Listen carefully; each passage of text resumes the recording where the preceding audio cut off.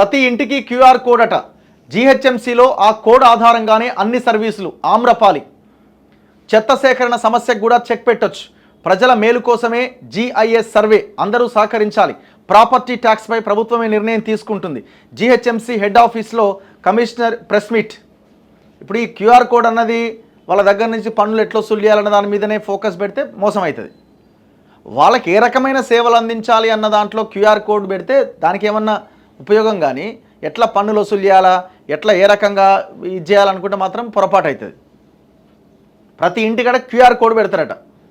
ఇగో Geographic information system సర్వేతో ప్రజలకు మేలు జరుగుతుంది. ఈ సర్వే అనంతరం ప్రతి ఇంటికి యూనిక్ ఐడి నెంబర్తో పాటు క్యూఆర్ కోడ్ తరహాలో ఒక బోర్డు ఏర్పాటు చేస్తాం. ఈ బోర్డు ఆధారంగా ప్రతి ఇంటికి సేవలు అందించడం మరింత సులభతరం అవుతుంది. గురువారం జీహెచ్ఎంసీ హెడ్ ఆఫీసులో నిర్వహించిన ప్రెస్ మీట్లో ఆమ్రపాలి మాట్లాడారు.